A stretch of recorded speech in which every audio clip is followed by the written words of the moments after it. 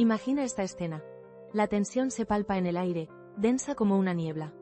El jefe te mira con esa sonrisa que no llega a los ojos, negándose a pagarte lo que te debe, y tú te sientes impotente, atrapado en una injusticia.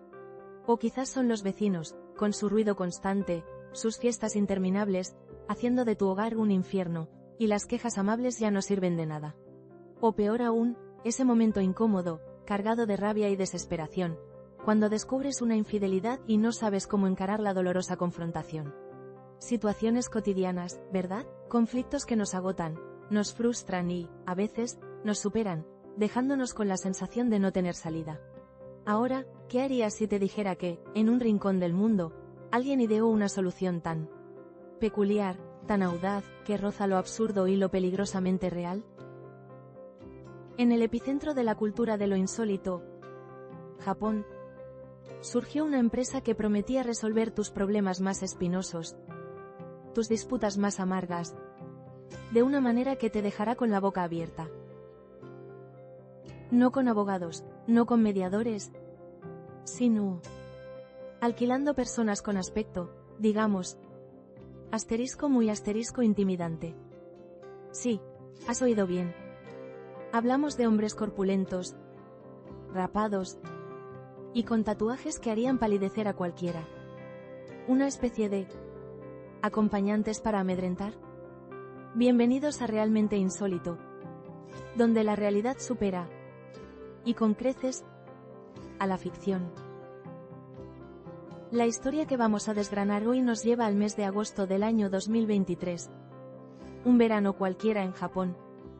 Cuando una empresa, con un nombre que ya de por sí evocaba una mezcla de curiosidad y escalofrío, Rental Koueigito, que se traduciría algo así como alquiler de personas intimidantes, decidió lanzar su particular propuesta al mercado. Imaginen el asombro, la perplejidad y, sí, también la profunda preocupación que esto generó en la sociedad nipona y más allá. ¿Alquilar a alguien que te inspire miedo para resolver tus conflictos? La idea, en sí misma, suena a guión de película de serie B o a una distopía, pero era totalmente real y estaba al alcance de cualquiera con un problema y, probablemente, una buena dosis de desesperación. Esta compañía ofrecía exactamente eso. Hombres con una presencia que nadie querría encontrarse en un callejón oscuro, y mucho menos, en la mesa de negociaciones de un conflicto personal. Hablamos de individuos que parecían sacados directamente de las filas de la Yakuza, la infame mafia japonesa, conocida por su disciplina interna y su intimidante presencia. Vestimenta sobria pero imponente, complexión física robusta y una musculatura definida, cabezas rasuradas al cero y, por supuesto, aquellos tatuajes, los irezumi, que en la cultura japonesa a menudo se asocian inextricablemente con el crimen organizado y un estilo de vida marginal. No se trataba de ser agresivo, sino de la sutil pero poderosa amenaza que transmitía la sola presencia de estos individuos. Su misión, según la empresa, era acompañar a los clientes en situaciones donde la mera presencia de una figura autoritaria y, a la vez, ligeramente amenazante, pudiera inclinar la balanza a su favor. La lista de situaciones para las que se podía contratar a estos acompañantes era tan variada como conflictiva. Desde disputas laborales, donde un empleado se sentía explotado o no cobraba su salario a tiempo, hasta problemas con vecinos ruidosos o invasivos que ignoraban cualquier petición de calma, pasando por los siempre delicados y emocionalmente cargados conflictos de pareja, como infidelidades o separaciones hostiles. Piénsenlo por un momento. ¿Imaginas presentarte en la oficina de tu jefe? Ese que lleva meses sin pagarte un céntimo y te da largas sin cesar. Con un par de estos caballeros detrás de ti, imponentes y silenciosos, mirándolo fijamente sin decir una palabra. La escena, sin duda, es poderosa. Y, probablemente, muy efectiva para conseguir que ese dinero apareciera de repente en tu cuenta. La psicología de la intimidación, aunque no se manifestara en violencia física, era la clave de su propuesta de valor. Pero aquí viene la parte que hace de esta historia algo realmente insólito y, a la vez, profundamente revelador de la sociedad japonesa.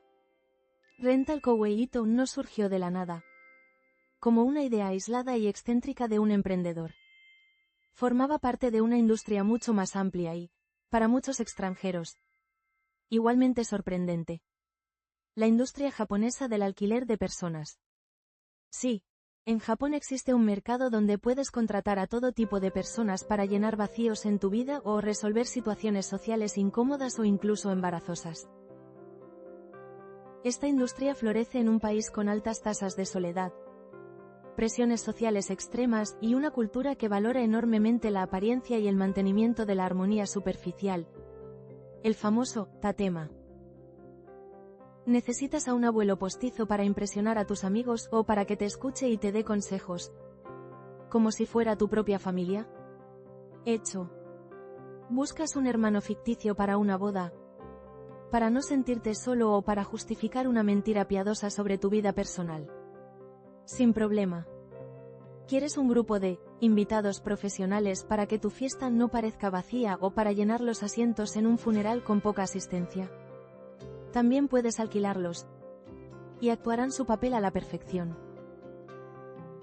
El fenómeno es tan extendido que existen servicios de alquiler de amigos para una noche para aquellos que sufren de soledad, familiares para funerales para cumplir con las tradiciones sin tener que lidiar con parientes problemáticos, o incluso a novias o novios ficticios para quienes se sienten presionados por sus familias para casarse, o para quienes simplemente desean practicar sus habilidades de citas en un entorno seguro. Incluso hay casos de personas que alquilan a individuos para que les regañen por no haber estudiado o por haber gastado demasiado. Una especie de servicio de conciencia externalizada. Es un reflejo de los desafíos sociales de Japón, donde la gente lidia con el aislamiento, la presión para tener éxito en áreas como el konkatsu o la búsqueda de pareja y el tsukatsu o la búsqueda de empleo, y el fenómeno de los hikikomori o reclusos sociales. La propuesta de personas intimidantes buscaba, por tanto, diferenciarse de manera drástica dentro de ese ya de por sí peculiar mercado. Mientras otros ofrecían consuelo, compañía, apoyo emocional o social, Rental Kowei Ito apostaba por la fuerza de la presencia, por el poder psicológico del miedo. Pero esta diferenciación, esta vuelta de tuerca a la industria, no tardó en levantar ampollas y encender todas las alarmas. Y es que el parecido con prácticas propias de grupos mafiosos, como la ya mencionada Yakuza, era sencillamente innegable y profundamente preocupante. Estábamos ante una empresa legítima que ofrecía un servicio disruptivo y controvertido o un velado intento de legitimar la extorsión y la intimidación bajo el disfraz de una empresa de alquiler. El sitio web de la empresa, que era la principal ventana a su negocio y el lugar donde se detallaban los servicios, no escatimaba en ejemplos que, hoy, nos parecen directamente sacados de un thriller de crimen. Sugerían escenarios tan polémicos como acompañar a una mujer a enfrentar a la amante de su marido. Imaginen el drama, la tensión de ese encuentro, ahora multiplicado por la presencia de 2 o 3 gigantes silenciosos que se limitan a observar, pero cuya mera existencia ya proyecta una sombra de amenaza.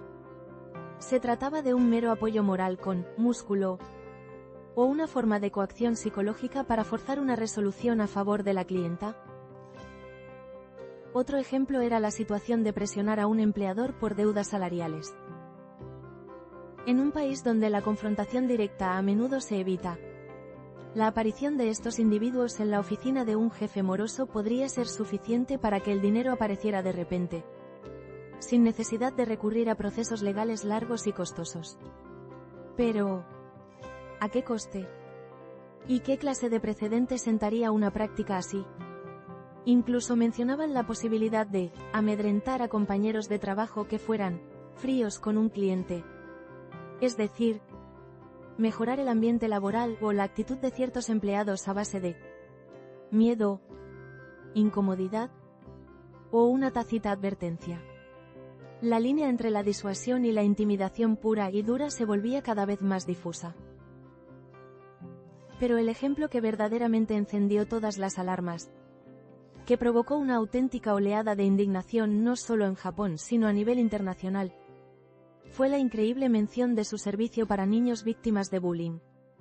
Aquí, la línea roja no solo se cruzaba, sino que se pulverizaba, se volatilizó por completo. La idea de usar la intimidación, la fuerza visual del miedo, contra menores de edad, por muy acosadores que fueran, generó fuertes cuestionamientos éticos y morales, y una condena casi unánime. ¿Cómo se podía justificar el uso de la intimidación en un contexto de protección a la infancia? ¿Acaso esto no agravaría el problema, sembrando más miedo, violencia y resentimiento en lugar de resolverlo de forma constructiva y segura? Era, sencillamente, una propuesta tan descabellada como irresponsable, que ponía en riesgo la seguridad y el bienestar de los propios niños, tanto las víctimas como los presuntos acosadores, creando un abismo ético y moral que la sociedad no podía ni debía aceptar. Las dudas sobre la legalidad del servicio no hicieron más que aumentar a medida que los internautas y los medios de comunicación comenzaron a investigar un poco más a fondo los entresijos de esta controvertida empresa.